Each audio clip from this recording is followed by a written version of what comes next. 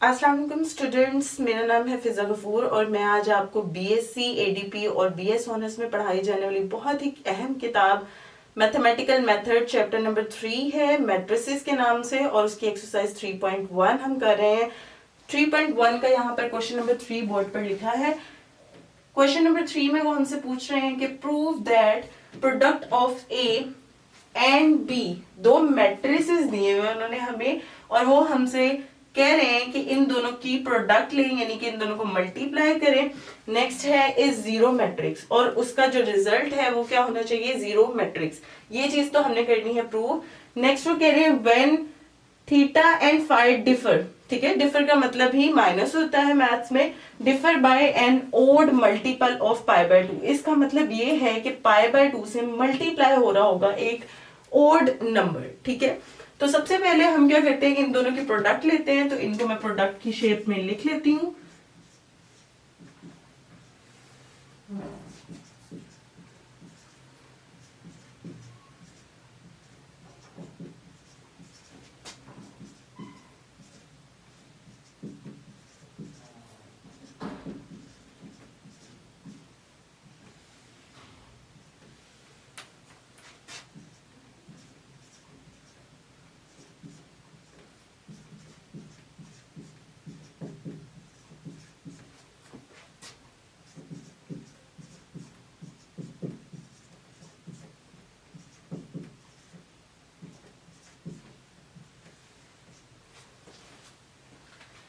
जी, तो मैंने यहाँ पर इन दोनों मैट्रिसेस को ए और बी को प्रोडक्ट की फॉर्म में लिख लिया है। जैसे हमें कमांड की गई है कि ए को बी से मल्टीप्लाई करें, तो हमने भी पहले ए और फिर बी लिख लिया, ठीक है। प्रोडक्ट का वही रूल है जो हमने वीडियो 1 और 2 में डिस्कस किया था। फर्स्ट रो को फर्स्ट कॉलम से मल्टीप्लाई करेंगे, ठीक है, और फर्स्ट एलिमेंट को फर्स्ट एलिमेंट से और सेकंड एलिमेंट को सेकंड एलिमेंट से मल्टीप्लाई करेंगे। तो करते हैं, फर्स्ट एलिमेंट है कोस स्क्वायर थीटा और वहां पर फर्स्ट एलिमेंट है कोस स्क्वायर थीटा, फिर उसे ऐड कर लेंगे हम सेकंड एलिमेंट को सेकंड एलिमेंट में मल्टीप्लाई कर लेंगे, कोस थीटा साइन थीटा और कोस फाई साइन फाई, ठीक हो गया।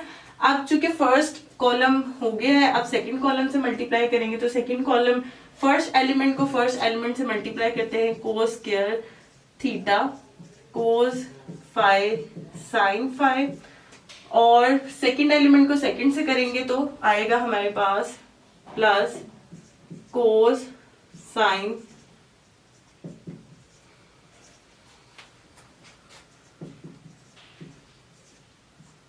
तो अब चूंकि ये दोनों ही कॉलम्स से मल्टीप्लाई हो चुका है, तो हम इस रो का काम खत्म हो गया।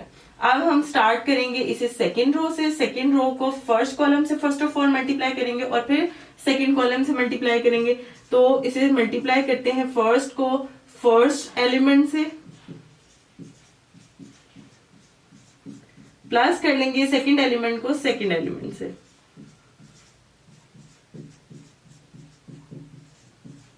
ठीक है।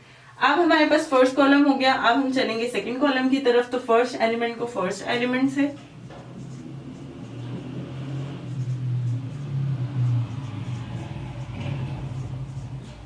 और सेकंड एलिमेंट को सेकंड एलिमेंट से।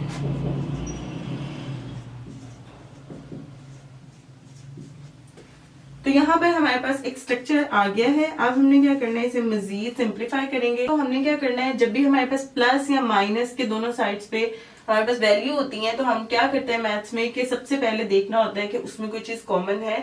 अगर कुछ कॉमन है तो हम उसे कॉमन ले लेते हैं। जैसे कि आप देख सकते हैं कि यहाँ पर आपके पास कोस थीटा है, यहाँ पर भी कोस थीटा है, कोस फाई है और कोस फाई है, तो हम यहाँ से cos theta cos phi common ले लेंगे।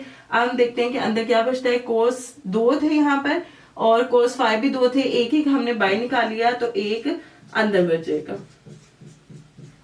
उसके बाद हमारे पास यहाँ पर कोस थीटा और कोस फाई हम बाहर ले चुके हैं कॉमन में, तो हमारे पास बचता है यहाँ पर sine theta and sine phi. इस तरह से हम फर्स्ट में से कॉमन निकालेंगे। नेक्स्ट वैल्यू में से भी इसी तरह कॉमन आएगा कोस थीटा, जो कि यहाँ पर भी है और यहाँ पर भी है। इसी तरह से साइन फाई देखें तो यहाँ पर भी और यहाँ पर भी मौजूद है, तो हम इन दोनों को कॉमन ले लेंगे। उसके बाद हमारे पास क्या अंदर बचेगा, कोस थीटा और कोस फाई, प्लस के बाद हमारे पास कोस थीटा और एक साइन फाई बाहर चला गया था, तो एक साइन थीटा है और एक साइन फाई बचा है। ठीक है, इसी तरह हम थर्ड वैल्यू में से देख लेते हैं। थर्ड एलिमेंट में हमारे पास क्या क्या कॉमन है, कोस थीटा यहाँ पर भी मौजूद है पर यहाँ पर नहीं, इसलिए कॉमन नहीं लेंगे। साइन थीटा यहाँ मौजूद है, यहाँ पर भी है, और कोस जो थीटा है वो कोस फाई है, ये कोस फाई जो है वो यहाँ पर भी है और यहाँ पर भी मौजूद है।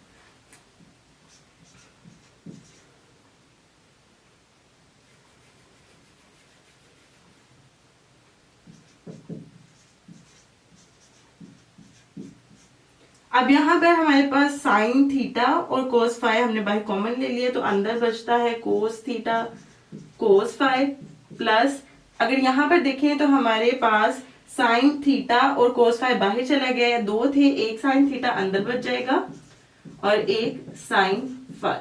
ठीक है, इसी तरह से यहाँ से भी कॉमन अगर देखा जाए तो हमारे पास साइन थीटा और साइन फाई है दोनों में, इनको हम बाहर कॉमन ले लेंगे और अंदर हमारे पास बचेगा कोस, इस वैल्यू में से कोस थीटा कोस फाई, और नेक्स्ट वैल्यू में अगर देखें तो साइन थीटा साइन फाई है।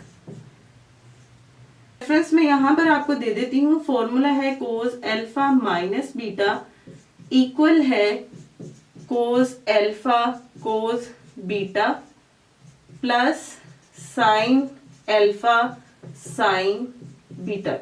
ठीक है, अगर आप देखें तो हमारे पास अल्फा और बीटा को रिप्लेस कर रहा है यहाँ पर थीटा और फाई, बाकी हमारे पास ये जो राइट हैंड साइड है फॉर्मूले की वो सेम है, तो हम इस राइट हैंड साइड को लेफ्ट हैंड साइड में चेंज कर लेंगे। यहाँ पर जब हम इसे चेंज करेंगे तो हमारे पास कुछ यूं आएगा,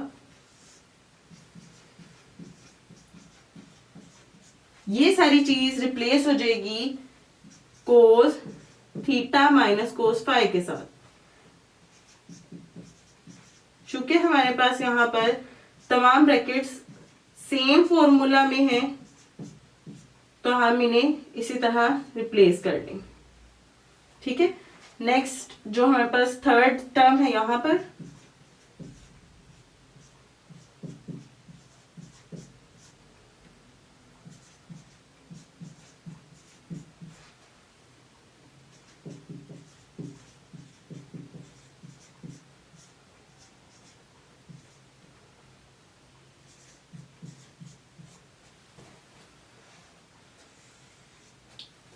जी, तो अब हमारे पास क्या है कि यहाँ पर देखें अगर, तो हमें स्टेटमेंट में उन्होंने बताया था कि थीटा माइनस फाई का जो डिफरेंस है ना वो इक्वल है किसके, an odd multiple of pi by 2 के। तो मैंने आपको बताया था कि इसका क्या मतलब है कि एक जो है ओड मल्टीपल, ओड नंबर जो है वो मल्टीप्लाई हो रहा है पाई बाय 2 से, तो हम यहाँ पर लिखेंगे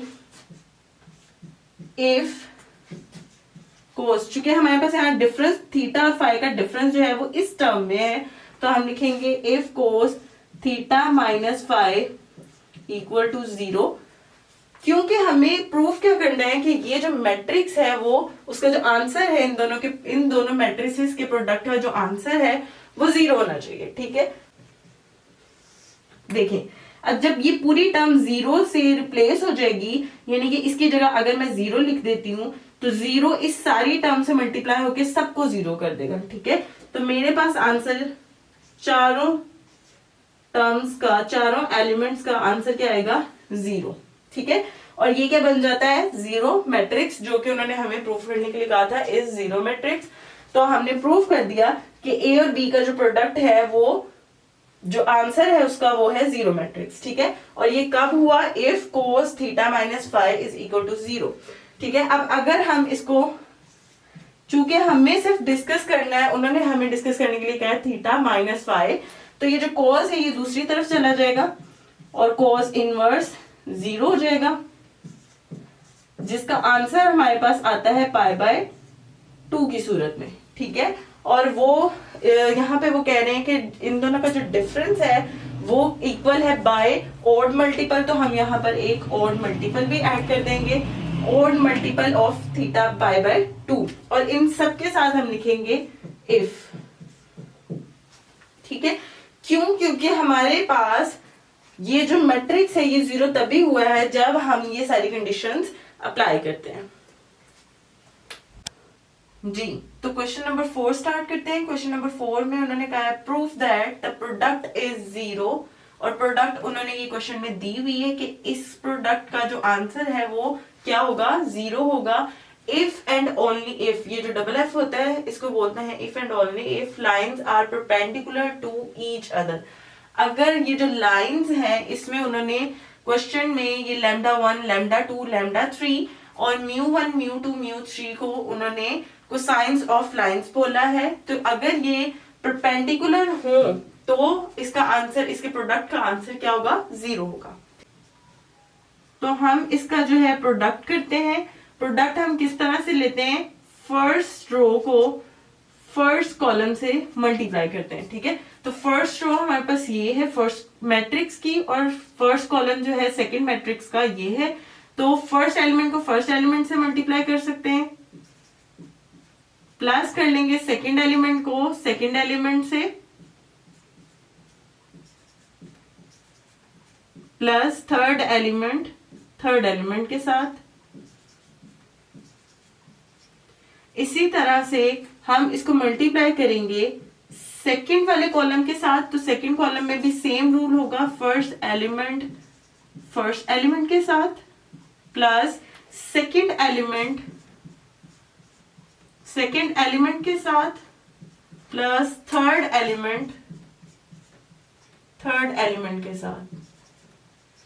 इसी तरह से अब चूंकि सेकंड कॉलम से भी मल्टीप्लाई हो चुका है, अब हम करेंगे इसे थर्ड कॉलम से मल्टीप्लाई, तो थर्ड कॉलम में भी सेम रूल होगा,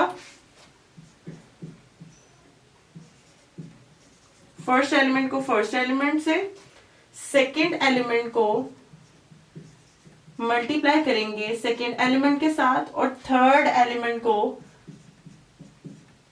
थर्ड एलिमेंट से मल्टीप्लाई करेंगे। जी, अब चूंकि हमारे पास नेक्स्ट कोई और कॉलम नहीं है तो हम फर्स्ट रो से शिफ्ट कर जाएंगे सेकंड रो पर। अब हम क्या करेंगे, सेकंड रो को मल्टीप्लाई करेंगे सबसे पहले फर्स्ट कॉलम के साथ,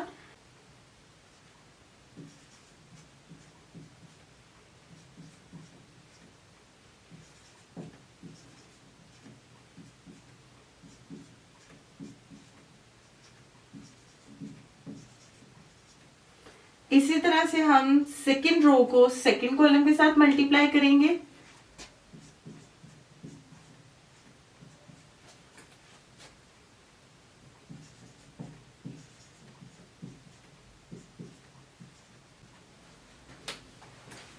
जी, जैसे कि हम सेकंड रो को तीनों कॉलम्स के साथ मल्टीप्लाई कर चुके हैं और अब हमारे पास नेक्स्ट कोई और कॉलम भी नहीं है, तो हम शिफ्ट कर जाएंगे थर्ड रो पर। थर्ड रो को हम अगेन फर्स्ट कॉलम से मल्टीप्लाई करेंगे सेकंड से और फिर थर्ड। जी, तो जैसा कि हम मल्टीप्लाई कर चुके हैं और ये एक स्ट्रक्चर हमारे पास बन चुका है, तो हमने सबसे पहले क्या करना है, इसे फर्दर सॉल्व करेंगे। फर्दर सॉल्व करने से पहले यहाँ पर देखेंगे, यहाँ पर 3 वैल्यूज हैं और तीनों वैल्यूज में प्लस के साइन है 2 मरतबा। तो हमने जब भी हमारे पास 2, 3 या इससे ज्यादा वैल्यूज में प्लस या माइनस का साइन आता है तो हमने उसमें कॉमन चेक करना होता है। कॉमन देखें इसमें कि इन तीनों वैल्यूज में λ1 और μ1 कॉमन है, तो यहां से हम λ1 μ1 कॉमन ले लेंगे। अंदर हमारे पास λ1 μ1 प्लस μ λ2 μ2 प्लस λ3 μ3 बच जाएगा। अब हम इसी तरह से तमाम एलिमेंट्स में से कॉमन ले लेंगे।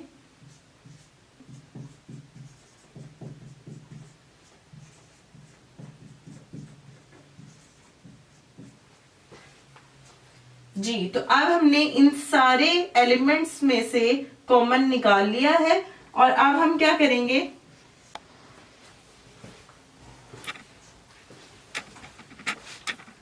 अगर आप गौर से देखें तो इन अगर आप इस मैट्रिक्स को गौर से देखें तो हमारे पास कॉमन लेने के बाद ये जो ब्रैकेट्स हैं ये सारे एलिमेंट्स में क्या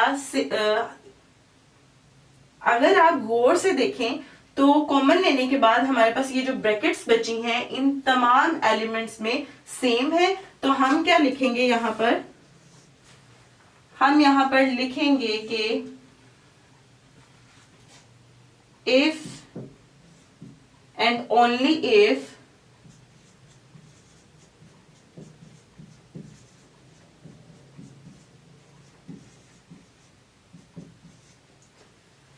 these cosines of line, if and only if these cosines of line is equals to 0, then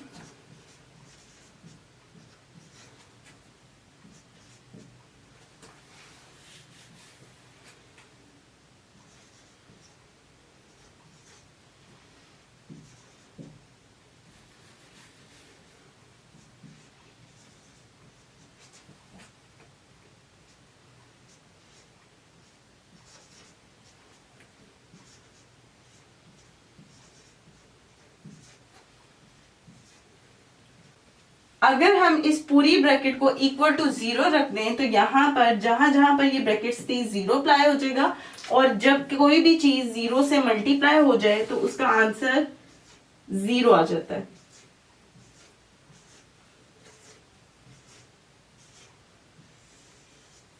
इस तरह हमारे पास जो है वो 0 मैट्रिक्स आ जाएगा विच इज इक्वल टू 0। तो हमारा ये जो प्रूव है वो प्रूव हो जाता है इस पॉइंट पर कि द प्रोडक्ट इज 0। हमने जब इन दोनों मैट्रिसेस की प्रोडक्ट ली, एट द एंड हमारे पास आंसर क्या है, 0 है। तो हमारे पास ये लाइंस डेफिनेटली क्या है, एक दूसरे पर परपेंडिकुलर है। तो हम यहां पर लिख देंगे if and only if lines are perpendicular to each other।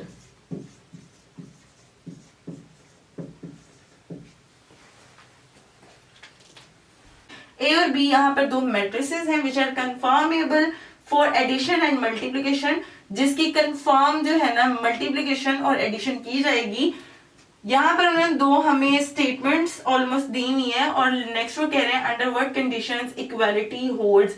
जैसे कि आप यहाँ पे देख सकते हैं कि यहाँ पर उन्होंने लिखा हुआ है कि ये अनइक्वल है, मतलब कि ये इक्वल नहीं है। तो वो कह रहे हैं कि यहाँ पर आपने ये शो करना है कि ये अनइक्वल है, और फिर ये भी शो करना है कि अंडर व्हाट कंडीशंस, किस सूरत हाल में इक्वालिटी होल्ड्स, यानी कि किस सिचुएशन में ये दोनों इक्वल भी एग्जिस्ट करेंगे इन ईच केस। ठीक है, यानी कि इन दोनों केसेस में। तो सबसे पहले हम क्या करते हैं, यहाँ पर लिखेंगे एज, सबसे पहले हम फर्स्ट केस को डिस्कस करते हैं। यहाँ पर हमारे पास लेफ्ट हैंड साइड पर क्या है, ए प्लस बी की होल स्क्वायर। तो हम यहाँ पर लेंगे ए प्लस बी की होल स्क्वायर। जैसे कि मैंने आपको पहले भी बताया था कि स्क्वायर का मतलब क्या होता है कि जिस चीज का भी स्क्वायर होता है वो 2 दफा, यानी कि वो मल्टीप्लाई होती है 2 मर्तबा। इस तरह से मैंने इसे लिख लिया है। अब मैं इसे मल्टीप्लाई कर लेती हूँ। ब्रैकेट को मल्टीप्लाई करने का तरीका क्या है कि फर्स्ट टर्म को पूरी सेकंड ब्रैकेट से मल्टीप्लाई करना है, और फिर सेकंड टर्म को अगेन जो नेक्स्ट ब्रैकेट है उसे मल्टीप्लाई करना है। तो पहले हम ए को मल्टीप्लाई करेंगे, ए से a square, a into b, a B, plus b into a, b A, plus b into b, b square.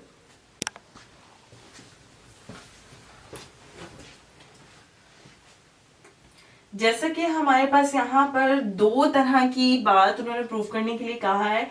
एक बात उन्होंने की है कि इनइक्वालिटी को प्रूफ करें, और लास्ट में वो हमें क्या कह रहे हैं कि under what conditions equality holds in each case. ठीक है, यानी कि हमने इनइक्वालिटी भी प्रूफ करनी है और इक्वालिटी भी प्रूफ करनी है। तो यहाँ पर हम इसे 2 केसेस में प्रूफ करेंगे। सबसे पहले लेते हैं केस नंबर 1, और इस केस में हम इनइक्वालिटी को प्रूफ करते हैं। Since a b does not equals to b a. अब इसका क्या मतलब है, चूंकि हमें उन्होंने क्वेश्चन में ही कहा था कि ए और बी जो है वो 2 मैट्रिसेस हैं, और हमें पता है कि जब 2 मैट्रिसेस का प्रोडक्ट लेते हैं और उसकी तरतीब को अगर चेंज कर दें तो उन दोनों का आंसर डिफरेंट आता है, यानी कि ए बी का जो आंसर है वो बी ए के आंसर के इक्वल नहीं होता। तो इस रूल के तहत हम ये लिख सकते हैं A B plus B A does not equal to 2ab, वो इस तरह से कि अगर हम ये दोनों डिफरेंट चीजें हैं, जब भी हम कभी ऐड करते हैं तो एक तरह की चीजों को ऐड किया जाता है, जिस तरह से हम एक्स स्क्वायर में एक्स स्क्वायर को ऐड करते हैं या एक्स में एक्स को ऐड कर सकते हैं, हम एक्स स्क्वायर में एक्स को ऐड कभी नहीं कर सकते क्योंकि ये दोनों बिल्कुल डिफरेंट चीजें हैं। इसी तरह से हमारे पास ये दोनों ही डिफरेंट है, इक्वल नहीं है, तो हम इन्हें ऐड नहीं कर सकते।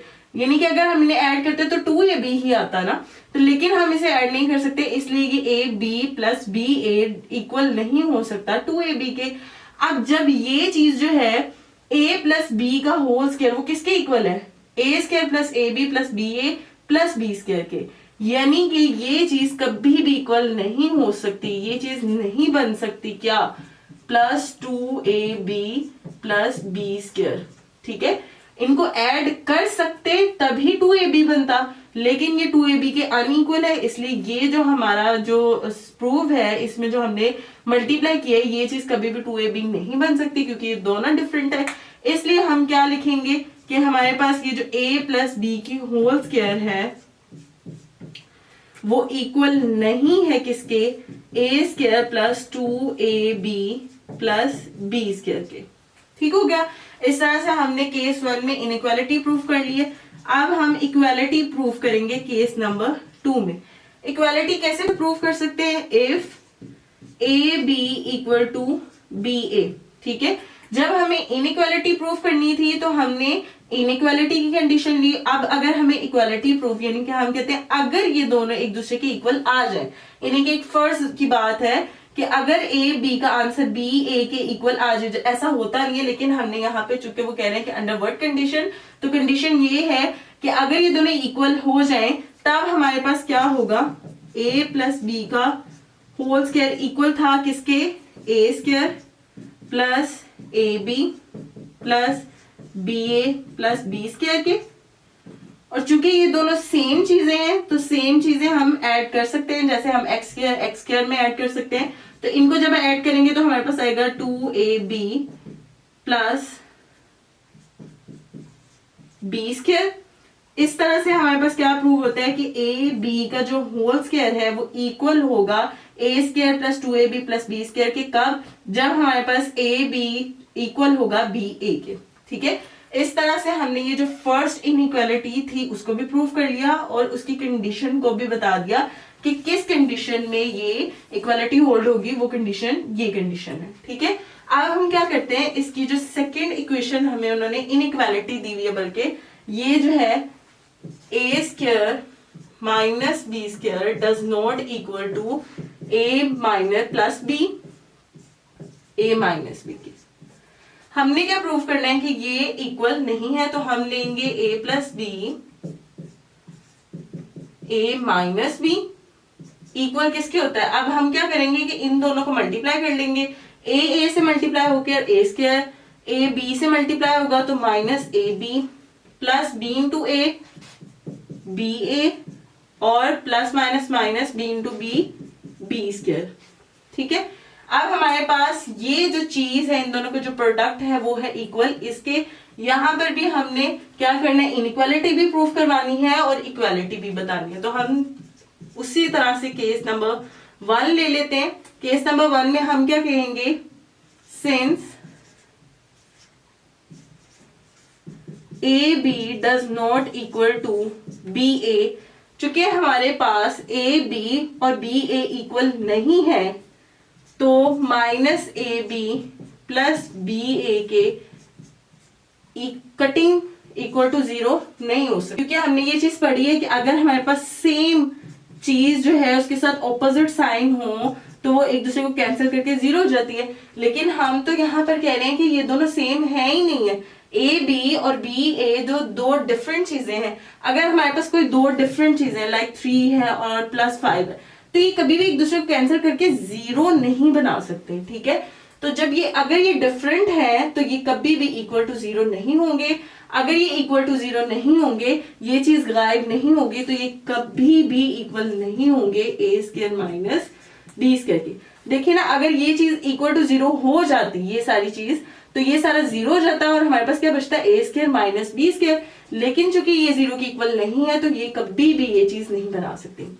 अब केस 2 क्या है, ये इक्वल कब होगी, इक्वालिटी कब होल्ड करेगी, जब if a b equal to b a. अब जब a b equal to b a होगी तो हमारे पास ये जो चीज थी minus a B plus B a equal to 0 हो जाएगी। जाहिर है अगर -2 + 2 में ऐड करेंगे तो इक्वल टू 0 हो जाएगा, क्योंकि ये दोनों सेम है। तो हमारे पास भी यहाँ पर हम कह रहे हैं अगर ये दोनों सेम हो तो तब हमारे पास इन दोनों को ऐड करेंगे विद ऑपोजिट साइंस, तो हमारे पास 0 आ जाएगा। अब जब ये चीज हमारे पास 0 हो जाएगी, like a + b, a - b किसके इक्वल है, a² - ab plus ba plus -b² के। अब देखिए हमने यहाँ पर क्या लिखा है, -ab plus ab equal to 0 है, यानी कि ये जो सारी टर्म है ये क्या हो गई 0। तो हमारे पास क्या बचेगा, a² - b²।